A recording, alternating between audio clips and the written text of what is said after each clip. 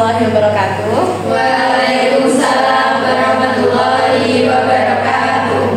Selamat pagi anak-anak semuanya. Hai Ibu.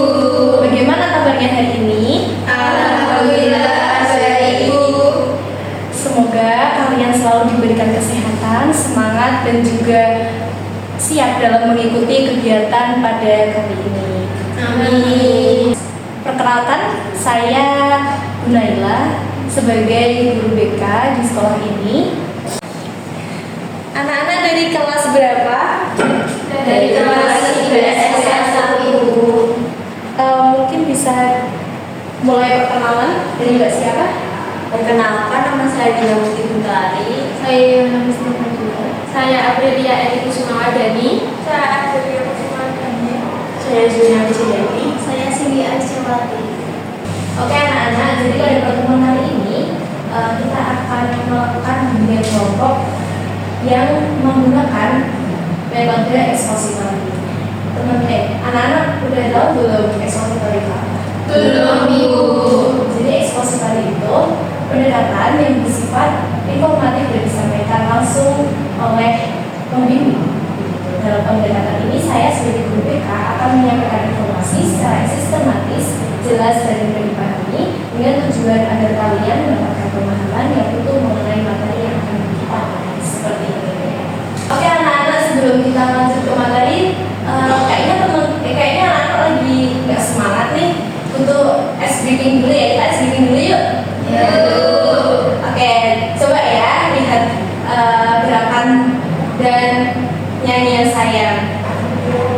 Buka tutup, bertepuk tangan, buka tutup, tepuk tangan lagi, digulung-gulung, lalu tersenyum, hihi, digulung-gulung, lalu tertawa. Oke, mungkin bisa, yuk bareng-bareng. 1, 2, 3.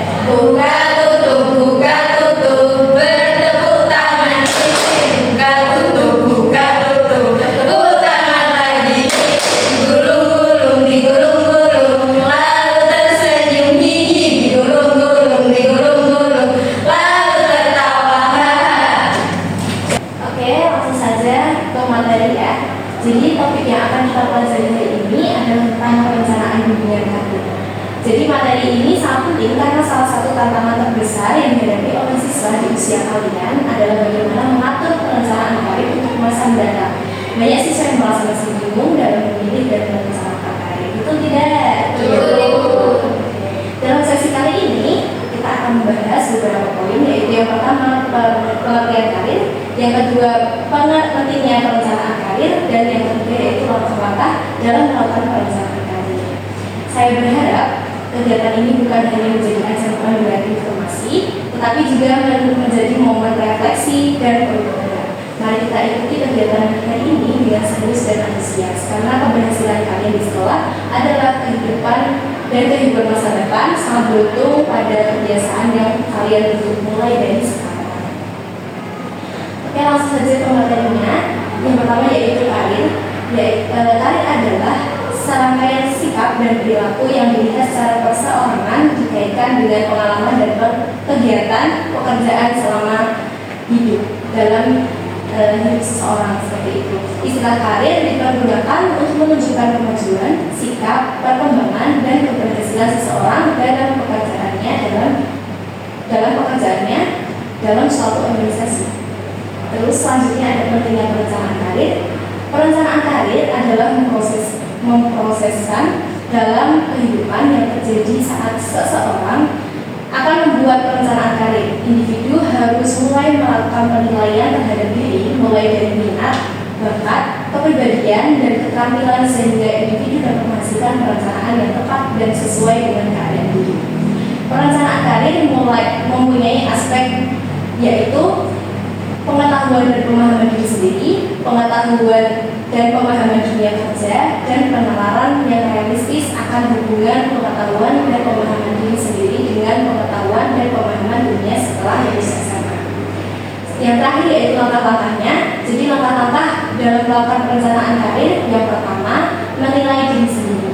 Jadi mengenali peluang-peluang, kesempatan-kesempatan, kendala-kendala, pilihan-pilihan konsekuensi, keterampilan, bakat, dan menilai berhubungan pada kesempatan karir. Yang kedua yaitu menetapkan tujuan karir. Setelah orang dapat menilai kekuatan, kelemahan, dan setelah mendapatkan pengetahuan tentang arah dari hal ini, tetap harus berlandaskan motivasi dan kompetensi. Yang ketiga yaitu peluang adalah faktor yang relatif di luar kendali kita. Namun, kita dituntut jeli melihatnya, sering disebut peluang, jarang berulang dua kali. Begitu diperoleh, kita harus jeli melihatnya dan segera menangkap apabila hal tersebut selaras dengan perencanaan karir yang telah dibuat. Dan yang terakhir yaitu konsistensi dan fleksibilitas. Kedua hal ini disatukan karena mengingat di satu sisi hal ini sesungguhnya tidak saling terpisahkan. Namun di sisi lain kita pun harus jeli kapan harus tetap konsisten dan kapan harus fleksibel. Kita harus tetap konsisten jika menyangkut nilai dasar dalam merencanakan karir. Nilai adalah prinsip dan harus ditegakkan secara konsisten seperti itu. Mungkin cukup sekian materi yang Ibu sampaikan. Dari anak-anak ada yang mau ditanyakan mungkin? Saya mau ditanyakan. Mungkin bisa saya tunjuk ya. Dari Adel mungkin silakan. Oke. Saya ingin bertanya Bu, gimana sih caranya mengatasi kebingungan dalam menentukan karir setelah lulus SMA? Oke, langsung saya jawab ya. Yang pertama yaitu mengenali diri sendiri dengan evaluasi terhadap minat dan bakat yang dimiliki saat itu. Yang kedua yaitu diskusikan pilihan Adel dengan orang tua, guru, konselor atau profesional berpengalaman untuk mendapatkan sudut pandang yang lebih luas dan masukan yang lebih mendalam. Dan yang terakhir yaitu ikuti kursus, pelatihan atau workshop untuk mengasah keterampilan yang relevan dengan karir impian Mbak Adel seperti itu. Mungkin dari siapa lagi ya? Dari Mbak Cindy mungkin? Oh iya, saya mau tanya, apa sih hal penting yang harus saya pertimbangkan ketika saya mau merencanakan karir? Oke, langsung saya jawab ya. Hal penting yang harus dipertimbangkan saat merencanakan karir adalah yang pertama, mengenal minat dan bakat diri sendiri. Yang kedua, menetapkan tujuan karir yang jelas. Yang ketiga, menyiapkan langkah pendidikan dan keterampilan yang dibutuhkan. Yang keempat yaitu memiliki rencana cadangan. Dan yang terakhir yaitu memperhatikan peluang dan kondisi dunia kerja seperti itu. Terima kasih Bu. Oke, selanjutnya dari Mbak Bina. Saya mau tanya, bagaimana sih Bu cara mengenali minat dan bakat diri sendiri agar dapat menentukan karir yang tepat setelah lulus SMA? Oke, yaitu yang pertama ikut tes minat bakat. Terus yang kedua memperhatikan hobi dan aktivitas yang disukai. Terus yang ketiga melakukan refleksi diri. Terus yang keempat minta pendapat orang terdekat mungkin dari orang tua, teman terdekat atau dari konselor seperti itu. Terus yang kelima eksplorasi kegiatan baru dan yang terakhir itu susun rencana karir seperti itu. Terima kasih Bu. Ya. Selanjutnya dari Mbak Diana. Apa saja sih Bu langkah awal yang harus saya lakukan untuk menyusun rencana karir sesuai dengan minat dan tujuan saya?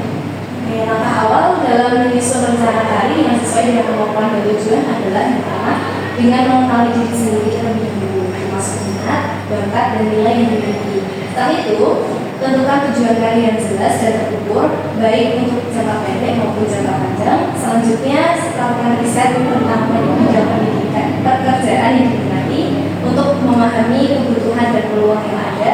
Kemudian, buatlah rencana tindakan konkret